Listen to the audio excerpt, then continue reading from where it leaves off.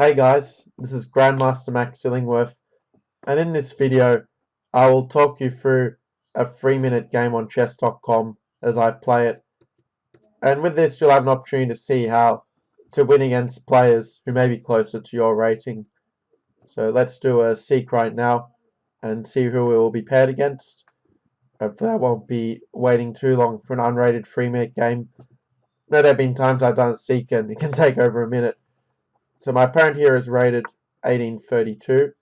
I'm playing with the white pieces, and I'll play the London system as I covered in my 3-minute repertoire for white video.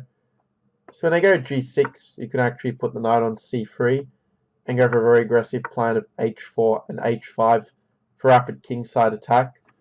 It's something I've had very good results with in general. Because black often struggles to deal with this attack, h5 I can put my knight on e5. Then if they castle kingside, I can often end up using the h5 pawn as a hook for a later g4 attack.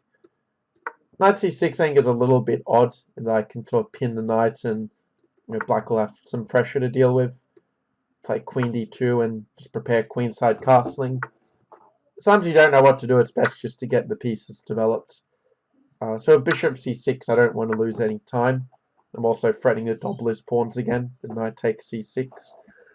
And if he goes kingside castling, I can go queenside and play f3 and g4 for a nice attack, which is what my plan is here. c5 I can even just take that pawn. I think that's not really anything to worry about. Also a good plan if he doesn't castle will be to play for e4 and take the initiative in the center that way. With f3 I also support the g4 break in the future. So he really wants to avoid the push the kingside castling. He's afraid of my attack.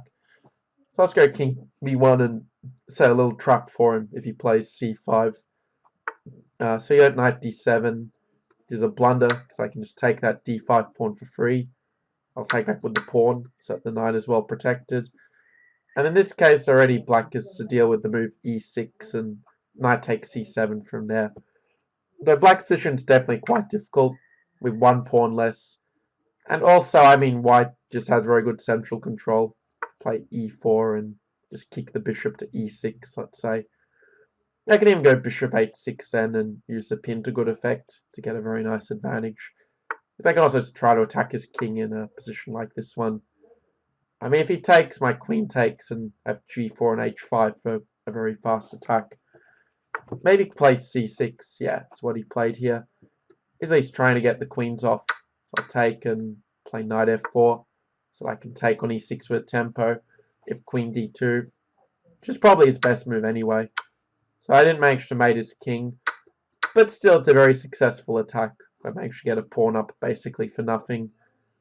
He can try to get counterplay rook f4, but I'm also threatening rook d7, which is why probably rook d8 is the best option for black at this point, to which I could play rook d1 or even king c1. Makes sense I want to take back and sort of get my piece more active with a recapture rather than say rushing to take on d8 and let his rook get to the d file instead.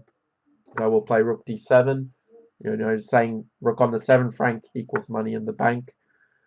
I could play rook b7 and he'll get some counterplay of rook d8, but I can stop him invading with king c1 and that will give me a big advantage.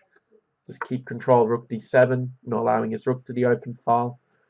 The plan will just be to use my queenside majority to create a passed pawn. Okay, rook c5 is a nice idea to get the e5 pawn. So I will play rook a7 and counter-attack him back. I'm not afraid of rook takes e5 because I can go rook c7 and still pick up this pawn. That's indeed what I will do here.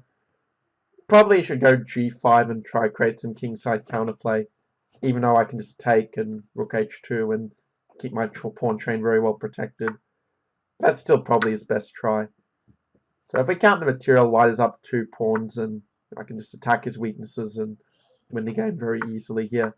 Rook c5 and I mean, it's they say in the GM chess circles, the rest is a matter of technique. Indeed, black just resigned in this position. So I hope you enjoyed this game and look forward to seeing your next video.